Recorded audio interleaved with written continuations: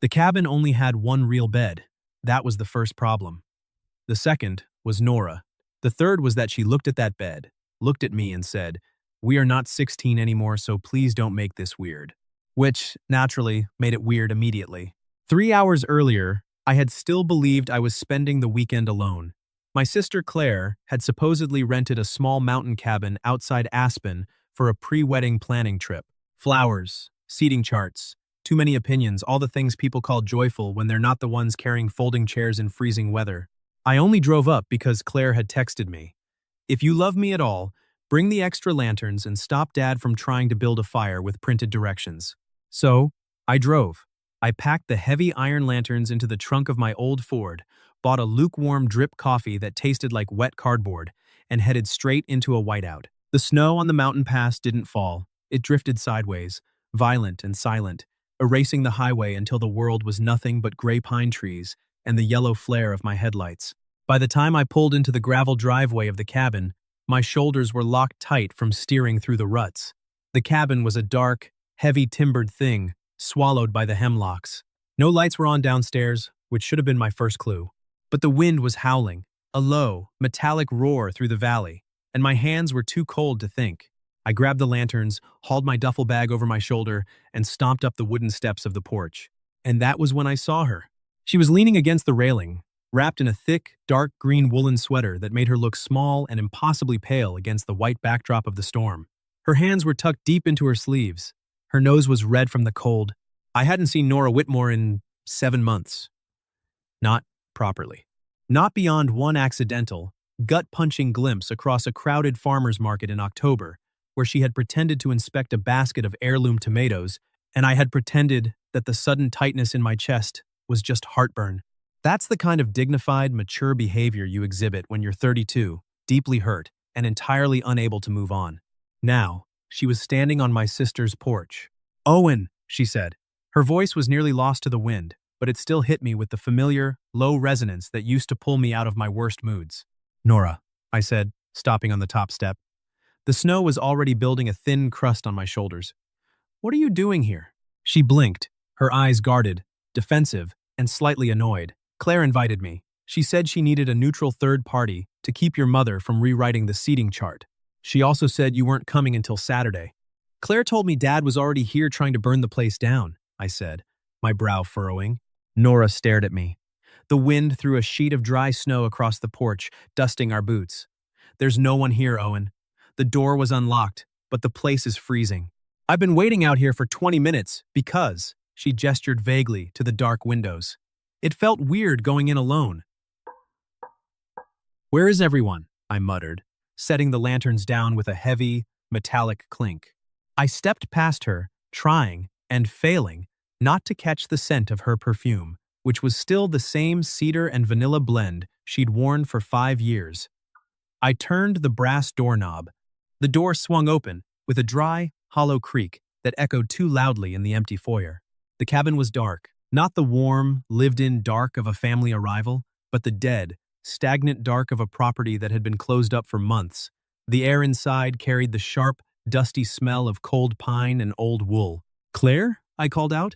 Nothing. Just the low hum of the wind vibrating the window panes. I pulled out my phone. The screen lit up my face, showing a stubborn, empty circle in the top corner. No service. "My phone died on the drive up," Nora said, stepping inside behind me and pulling the heavy wooden door shut. The click of the latch sounded incredibly final. But before it did, I didn't have any service either. "It's a dead zone up here." I rubbed the back of my neck, the cold starting to seep through my heavy jacket.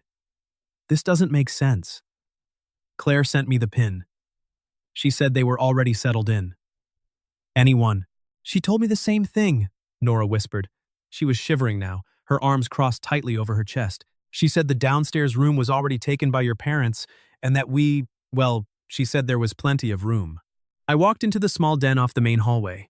I flicked the wall switch. Nothing happened. "Generator must be off," I muttered, "or the lines are down from the storm." I found a matchbox on the mantelpiece and lit one of the oil lanterns I'd brought in. The wick caught, sputtering before throwing a warm, amber glow across the room.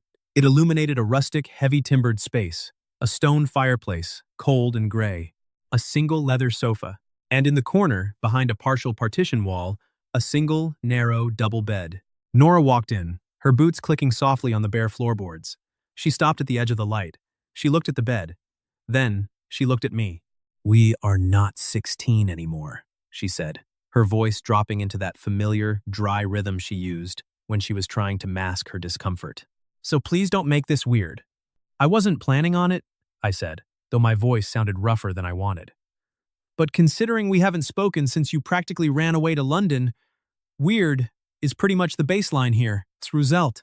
"I didn't run away," she shot back, her eyes flashing in the lamplight. "And I didn't go to London." "Yeah, I found that out 3 weeks after the fact, from your landlord, of all people, when I went to return your spare keys." I set the lantern down on the wooden side table. The light flickered, casting long, dancing shadows up the timber walls. You can imagine how stupid I felt, Nora. Standing on an empty porch, holding keys to an apartment that already belonged to a college kid named Tyler. Nora flinched. It was a tiny movement, just a slight drop of her chin, but I saw it. For years, she had been my person, the one who stole my fries on the first day of freshman year because she claimed I looked like someone who needed company, the one who knew how I took my coffee, how I folded my sleeves when I was stressed, and how quiet I got when I was angry. And I had known her. I knew when she was lying by the way she used the word obviously, and when she was sad by the way she meticulously cleaned things that didn't need cleaning.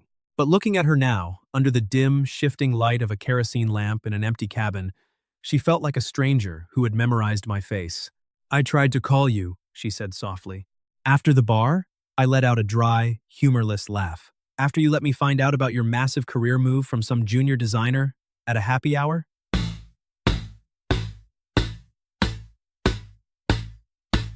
"After you let me buy a round of drinks to celebrate a goodbye I wasn't even supposed to know about?" "Owen, it wasn't like that." "Then what was it like?" I stepped closer, the heat of my anger finally warming up the freezing room. "Because from where I was standing it looked like you were cowardly. You wanted to slip out of my life without having to look at the mess you left behind." "I was terrified," she yelled.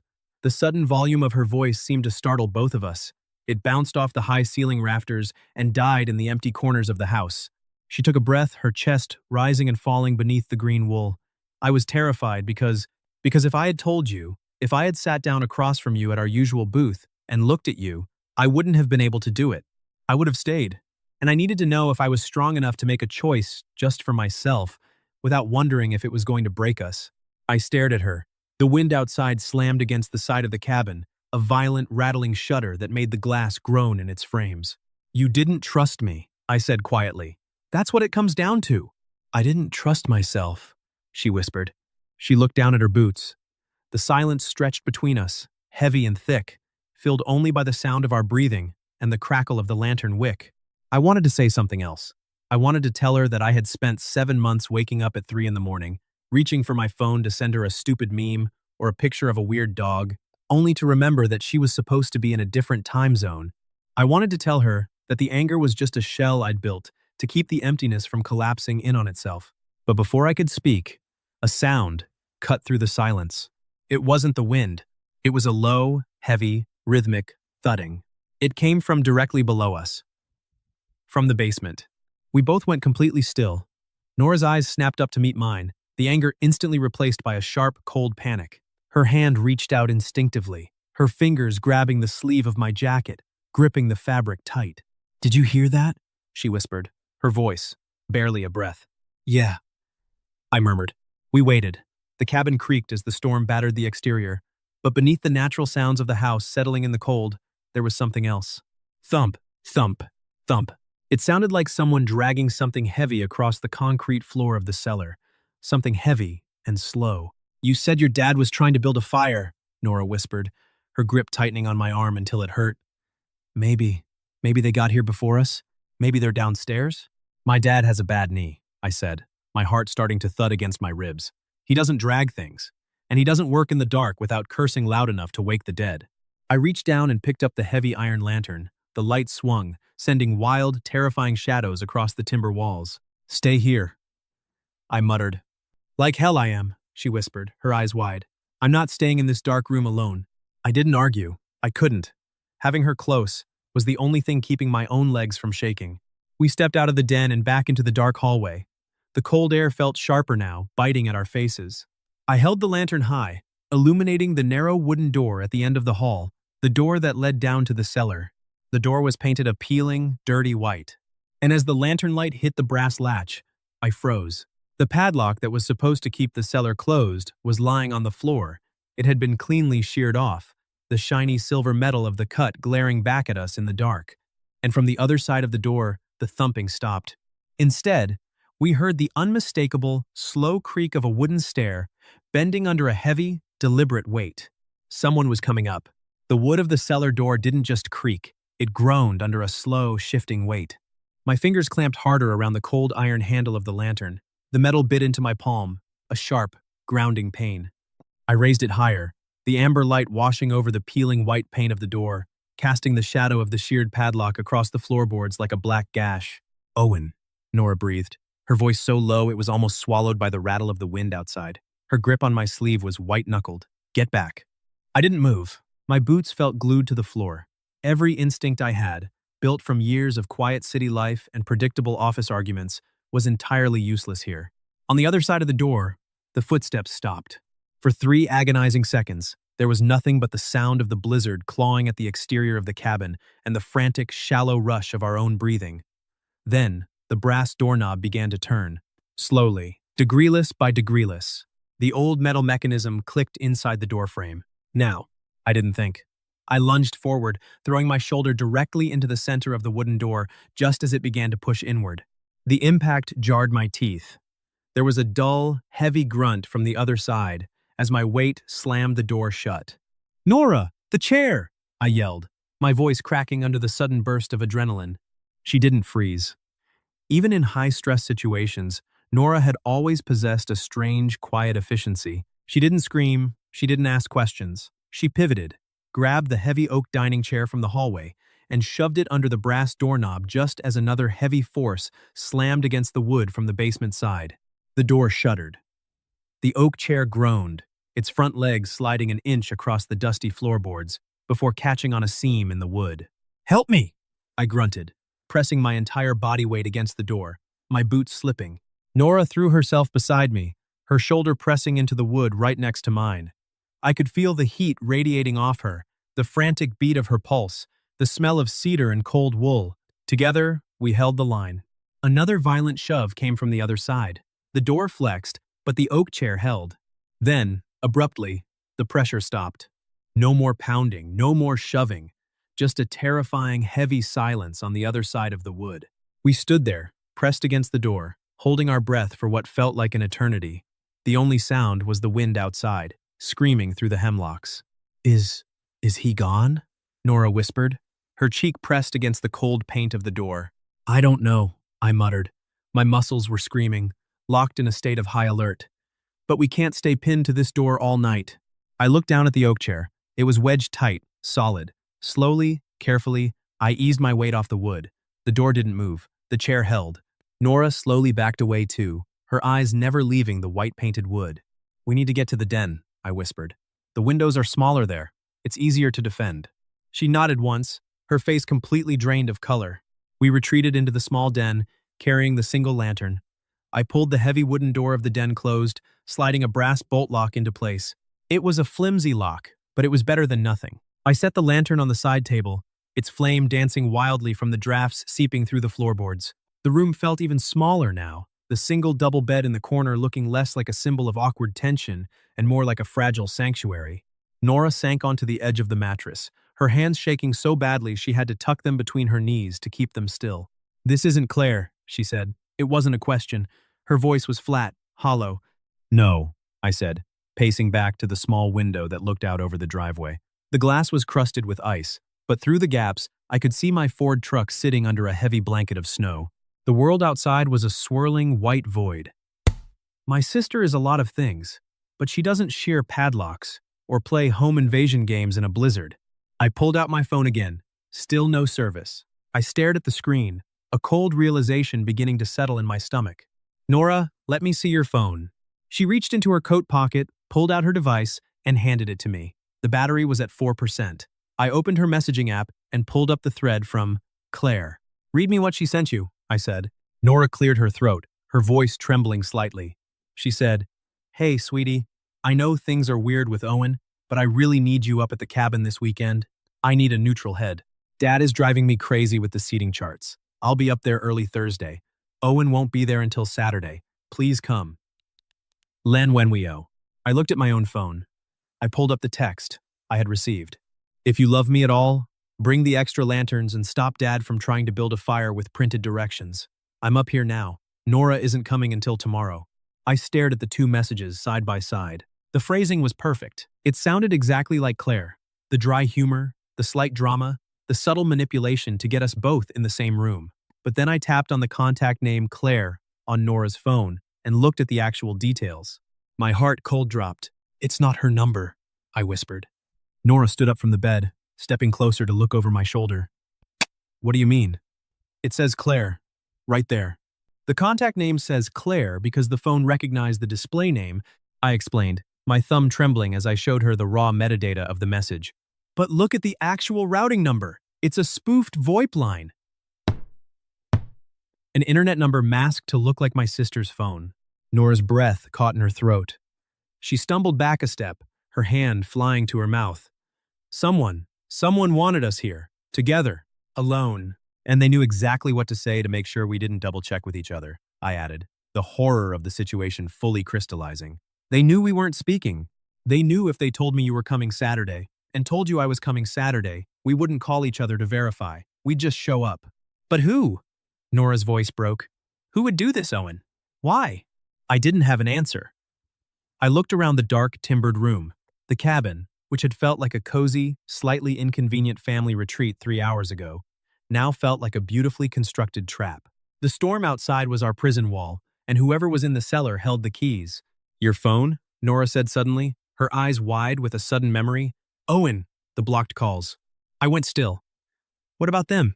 "When I was in the cab, 7 months ago," she said, her voice dropping into a rapid, panicked whisper. "The night I didn't get on the plane to London, I tried to call you. 3 times. You said you blocked me." "I did," I admitted, a wave of bitter regret washing over me. "I was angry. I didn't want to see your name pop up on my screen. But I didn't just call you to apologize, Owen," she said, taking a step toward me, her eyes shining with unshed tears. "I called you because someone was outside my apartment, that night, before I even got into the cab." The air in my lungs turned useless. "What?" "I thought I was being paranoid," she whispered, her hands shaking again. "There was a car, a dark sedan, parked across the street from my building for 3 days straight.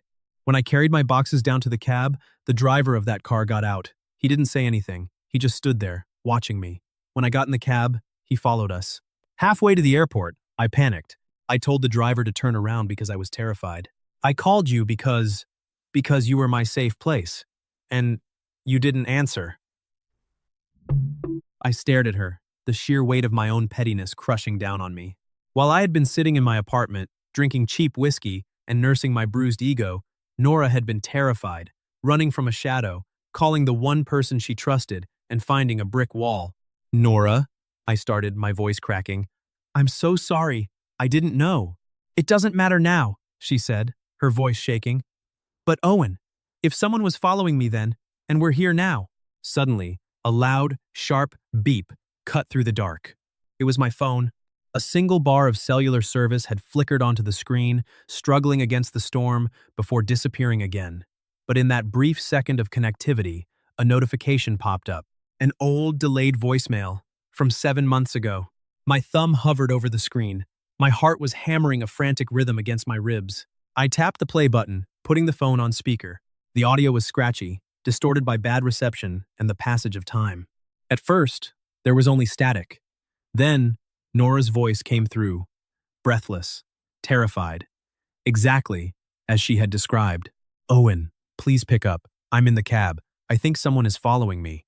I didn't go to London, Owen. I couldn't. Please, just call me back." Then, the audio cut to static again. But the voicemail didn't end. There was another 10 seconds of recording. Through the white noise, we heard the sound of a car door opening, the heavy, rhythmic thud of footsteps on gravel. And then, a man's voice, low, smooth, and chillingly calm, speaking directly into the receiver. She's not going to London, Owen. But don't worry. I'll make sure she gets to where she's going. The voicemail ended. The silence that followed was absolute, heavier than the snow piling up against the glass. Nora stared at the phone in my hand, her face completely bloodless. That wasn't the cab driver. Before I could answer, the floorboards directly outside the den door creaked. Slowly, heavy, the sound of someone standing right on the other side of the thin wooden barrier.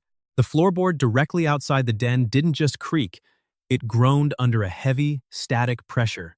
Nora's fingers dug into the fabric of my sleeve so hard I could feel her nails through my jacket.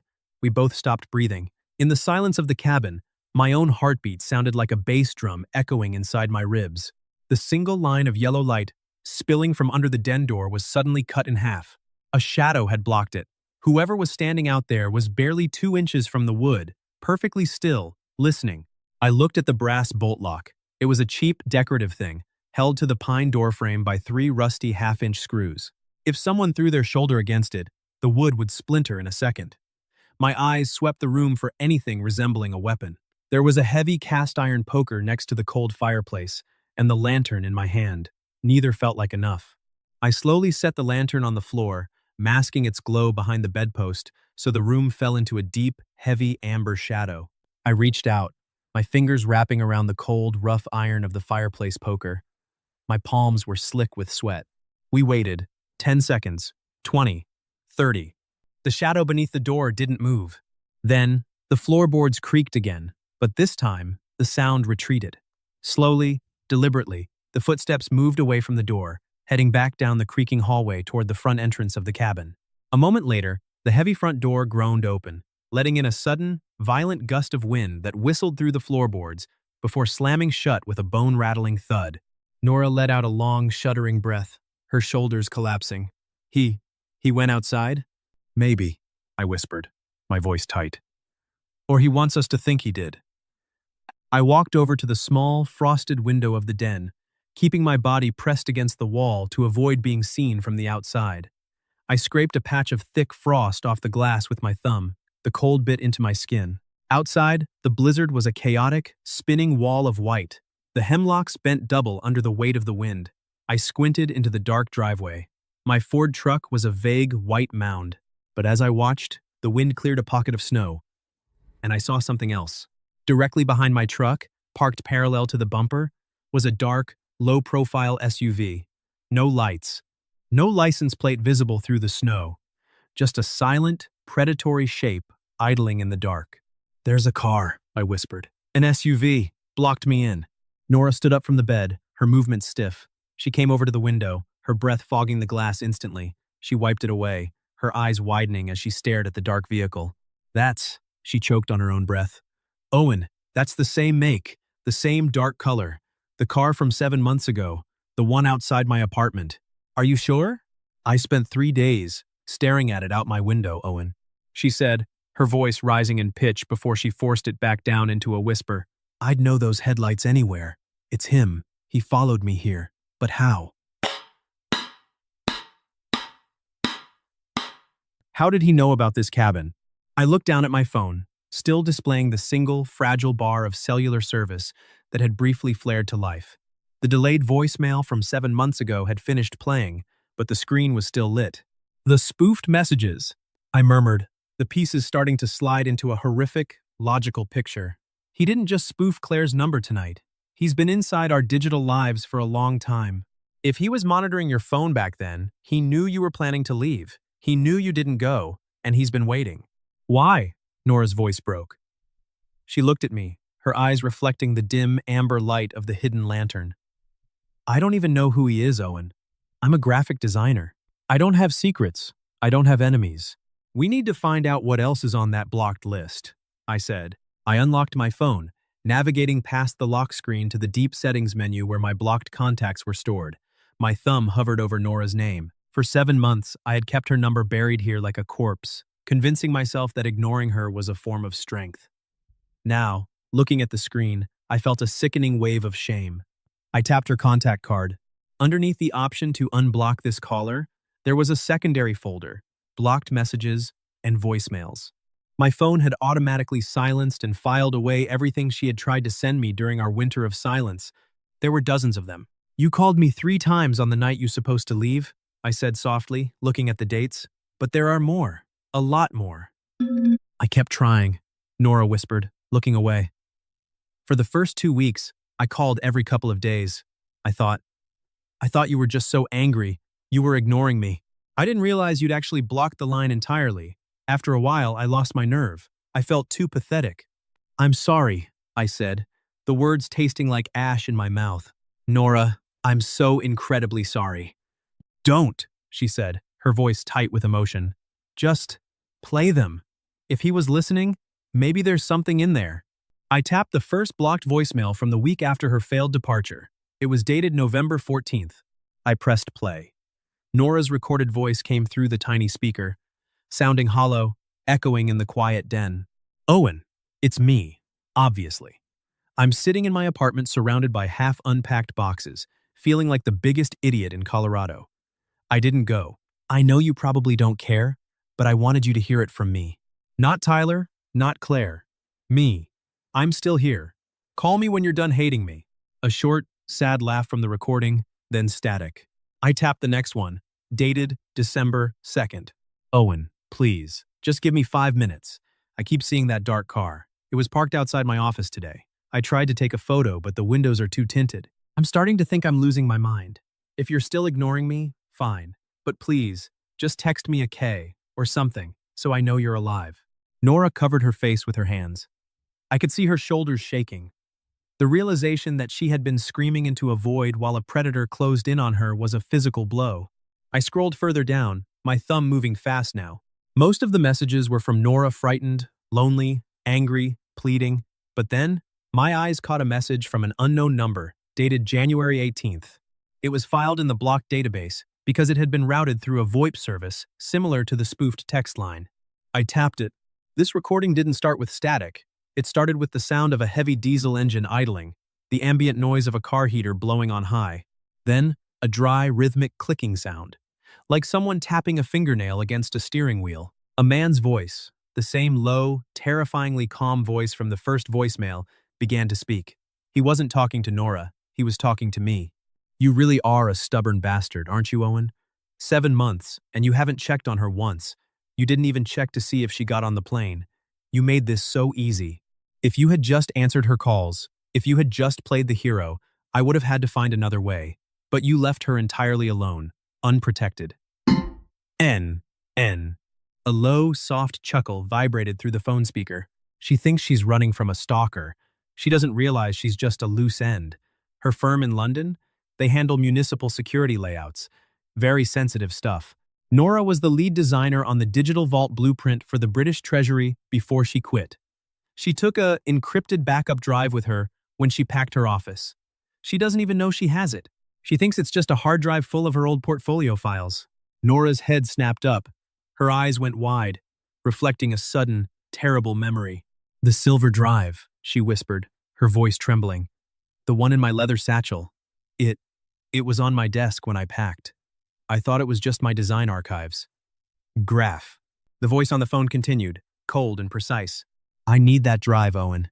And since you've been so kind as to ignore her for 7 months, I'm going to take it now. I sent you both to the cabin. No service. No police. Just a quiet, snowy night in the mountains. I'm coming up the stairs now. Be a good boy. And don't make this weird. The recording cut off. The phone screen went black. A second later, from the hallway directly outside the den door, we heard it. The sound of a heavy heel dragging across the pine floorboards. Thump, thump, thump. He hadn't gone outside. He had only slammed the front door to make us think he had left. He was still in the house. And now, he was walking straight toward the den. The dragging heel stopped, right on the other side of the thin pine door. The weight shifted. I could hear the faint, dry rustle of heavy synthetic fabric rubbing against itself, the sound of a winter coat. Then came a light, rhythmic scratching on the wood. Not a fist knocking, but a single fingernail, tracing a slow, agonizing circle right where the brass bolt lock was screwed into the frame. Owen, the voice from the voicemail murmured through the wood. It was quiet, almost conversational, lacking the manic energy of a typical movie villain. It was the voice of a professional who considered this just another long day at the office. I know you're in there. I can see the light under the door. And honestly, the wood in these old rental cabins is incredibly dry. It's practically paper. Nora's grip on my arm was so tight my hand was beginning to go numb. I slowly raised the cast-iron fireplace poker, my knuckles white, my breathing shallow and silent. "The storm is getting worse," the voice continued from the hallway.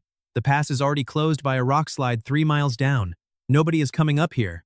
And even if they did, they wouldn't find anything but 2 tragic casualties of a winter freeze. It happens every year. Carbon monoxide, maybe, or just a busted generator and bad luck." A pause. The wind outside roared, a deafening swell that shook the entire timber frame of the cabin, making the rafters groan above us. "Give me the silver drive, Nora," he said, "and I'll leave the keys to my SUV on the porch. You can drive Owen's truck out of here.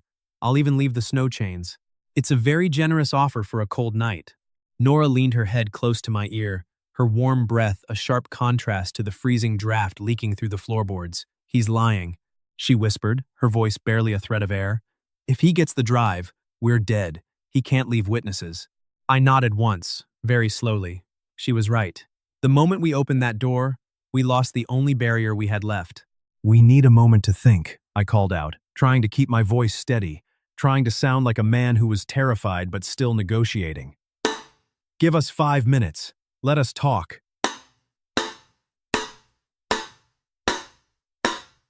A soft, mocking chuckle came from the hallway. "5 minutes, Owen. But don't try the window. It's a 60-foot drop into the ravine on the north side, and the snow is mostly powder. You won't bounce." The footsteps retreated, not down the stairs this time, but back toward the kitchen at the front of the house. The moment the sound faded, the real cold hit us. It didn't drift in. It dropped like a physical weight. The faint, metallic hiss of the old baseboard heater in the corner of the den sputtered, let out a dying gasp of lukewarm air, and went completely silent. "He shut off the propane," I whispered, looking at the small brass dial on the wall. The indicator needle was resting dead flat on 0. "The temperature is going to drop to sub-zero in less than an hour," Nora said, her teeth starting to chatter. The plume of her breath was already rising in thick, silver clouds in the dim light of the hidden lantern. "The wind is 40 miles an hour out there. Without heat, this place is a freezer." "We can't stay in the open," I said, looking at the narrow double bed in the corner. It was the only place with any insulation, left a heavy down comforter and 3 layers of thick wool blankets my sister had left behind. "Nora," I said, turning to her, "get on the bed, under the blankets, now." "Owen, we can't just...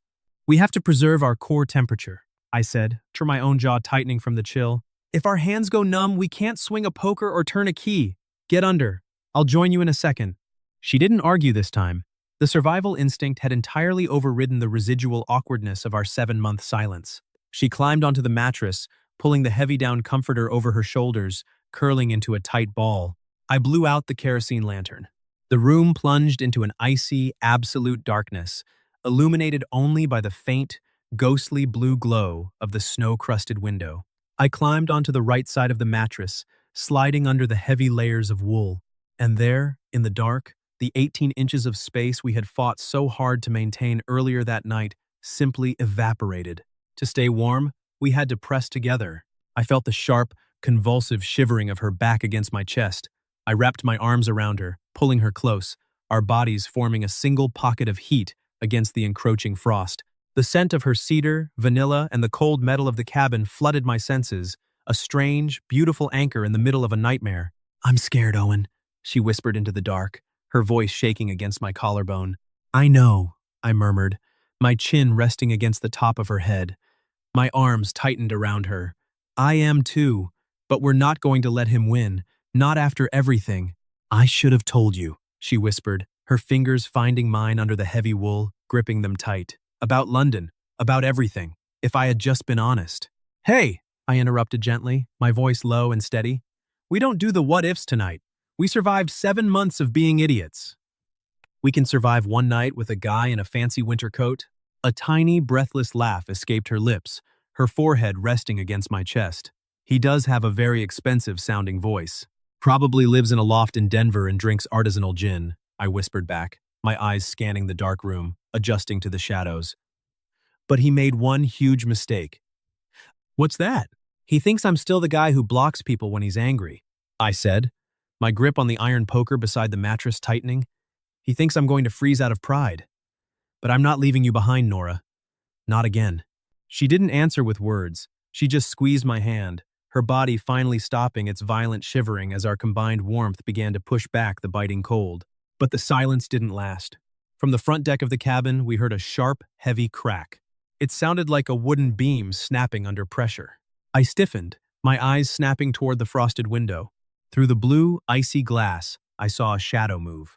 A tall, heavy figure, silhouetted against the white fury of the blizzard, was standing on the narrow wooden deck that ran along the side of the den. He wasn't waiting for the 5 minutes to end.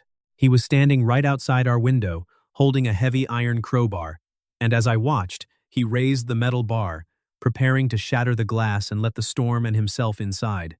The first blow of the crowbar didn't shatter the glass. It struck with a dull, heavy thwack that vibrated through the timber frame of the bed. The double-paned storm window held, but a web of hairline fractures shot across the frost-covered surface, glowing a pale, violent blue in the dark. "Get down!" I hissed, throwing my body over Nora's as she curled into a ball beneath the layers of wool. Crack. The second blow tore through the glass. A jagged shower of shards rained down onto the floorboards, followed instantly by a freezing blast of mountain wind that howled into the room, scattering frozen dust and tearing at the edges of the blankets. In the blue-gray dimness, a heavy, gloved hand reached through the broken frame, groping for the brass latch to swing the window fully open. My heart was hammering against my ribs, but the cold and the sudden, absolute certainty that we were fighting for our lives cleared the remaining fog from my brain. I slid off the mattress, my boots landing silently on the pine floorboards. My right hand was wrapped around the cold, heavy cast-iron poker. I didn't wait for him to clear the frame. I lunged forward through the darkness, swinging the iron rod with every ounce of leverage I had. The heavy metal tip connected with the side of his forearm with a sickening, solid crunch. A muffled, sharp grunt of pain came from the dark silhouette outside.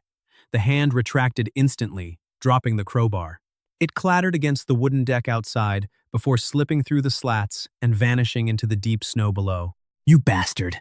The voice hissed from the storm, no longer calm, no longer conversational. The professional veneer had finally cracked, replaced by a raw, jagged anger. He lunged his upper body through the broken window, trying to tackle me, his heavy winter coat catching on the broken glass. But he hadn't accounted for Nora. From the dark corner of the bed, she didn't scream or shrink back. She grabbed the heavy iron lantern I had set on the floor, rose to her knees, and swung it with a clean, desperate arc. The heavy iron base of the lantern slammed directly into the side of his face. The blow made a dull, hollow sound. The man reeled backward, his boots slipping on the icy planks of the side deck. He lost his footing entirely, tumbling over the low wooden railing and disappearing into the steep, snow-choked ravine on the north side of the cabin. We heard a heavy, muffled slide through the pine branches below, then nothing, just the endless, empty roar of the blizzard rushing through the broken window. I stood there, panting, the iron poker still raised in my hand, my chest heaving in the freezing air. Nora was sitting on the edge of the mattress, the empty lantern dangling from her trembling fingers, her eyes wide and dark in the dim blue light. Is he gone?" she whispered, her voice shaking violently from the adrenaline and the cold. "For now," I said, my teeth chattering as the sub-zero wind filled the den. "But he knows the terrain. The ravine is steep, but it's full of deep powder. It won't kill him. We have to move, now." I grabbed her hand, pulling her off the bed. We didn't bother with bags or coats. We had our boots on, and that had to be enough. We ran out of the freezing den and into the dark, silent hallway. "The keys!" Nora gasped as we reached the front door. "He said he had the keys to the SUV. "I have my truck keys in my pocket," I said, my fingers shaking as I fished the heavy metal ring out of my jeans. "We don't need his car. We just need to get the hell out of this valley." I threw the front door open. The blizzard hit us like a physical wall, throwing needles of ice against our faces. We scrambled down the porch steps, our boots sinking knee-deep into the fresh, heavy drifts. We reached my Ford truck. The dark SUV was still parked parallel to our bumper, a silent, empty shadow idling in the whiteout. I threw myself into the driver's seat of my truck, Nora scrambling in through the passenger side, slamming the heavy metal door behind her. The interior of the cab was freezing, our breath instantly turning into thick clouds of white mist. I shoved the key into the ignition and turned it. The engine groaned. A slow, heavy, painful crank. Click, click, click. "No, no, no," I muttered, slamming my hand against the steering wheel. Come on, not now. Owen, Nora whispered, looking out the passenger window. Through the swirling white veil of the storm, a figure was emerging from the trees at the edge of the ravine. He was limping heavily, his face covered in blood from the lantern blow, but his eyes were locked on our windshield. In his right hand, he was holding a heavy, dark, semi-automatic pistol. Owen! She screamed. I closed my eyes, took a deep breath, and turned the key again, burying my foot in the gas pedal. I believe in you, you piece of junk, I whispered to the engine. The starter motor shrieked, caught, and then with a beautiful roaring rumble, the V8 engine fired to life. I slammed the transmission into reverse. The heavy truck jumped backward, the rear bumper smashing into the side of the dark SUV with a loud, metallic crunch. The impact cleared just enough space for our front tires to clear the drift. I threw the truck into drive, cut the wheel hard, and gunned the engine. The tires spun on the ice, throwing up a spray of dirty snow and gravel, before finally catching traction. The truck surged forward, bursting through the drifts and down the winding, snow-choked driveway. Behind us, a single, sharp flash of light cut through the dark. A bullet shattered the side mirror on my left, but we were already moving too fast, disappearing into the white, protective embrace of the blizzard.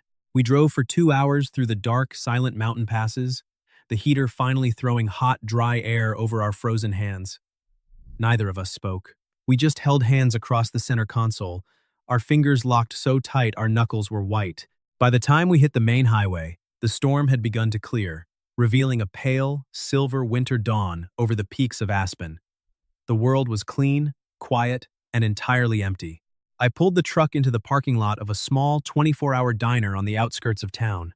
The warm, yellow neon sign of the place felt like the most beautiful thing I had ever seen. I turned off the engine. The silence of the cab was no longer heavy or terrifying. It was peaceful. Nora turned her head to look at me. Her nose was still red, her dark green sweater was dusted with dried snow, and she looked entirely exhausted. But when she looked into my eyes, the guard was gone. The 7 months of distance, the silence, the pride, all of it had been washed away by the cold. So, she whispered, a tiny, tired smile finally touching her lips, you forgive me. I let out a long, slow breath, a soft laugh escaping my chest. I don't think I have anything to forgive anymore, Nora, I said quietly. I leaned across the console, my hand reaching up to gently cup her cheek. Her skin was warm now. I think I just need to make up for lost time. You do, she murmured, leaning into my touch. We both do. I leaned in and kissed her. It wasn't the rushed, desperate kiss of the night before. It was slow, sure, and solid. Like the morning had stripped away the ghosts of our past and left us with something real enough to build on. When we finally pulled back, she smiled, her fingers twisting into mine. Next time we go to a cabin, she said softly, let's make sure your sister actually rents it. Agreed, I laughed, and I'm definitely keeping my phone unblocked. We handed the silver drive over to the federal authorities in Denver that afternoon. It turned out the man who had followed Nora was a corporate espionage contractor who had been tracking the Treasury blueprints for months. They caught him 3 days later, half frozen, and hiding in a motel near Vail. But for Nora and me, that story ended the moment we drove off that mountain. A few months later, nothing about us felt fragile anymore. We still argue over playlists, she still steals my fries, not just one, but the whole handful. The only difference is that now, I get to kiss her in the middle of those ordinary moments, and neither of us has to pretend they mean anything less than everything.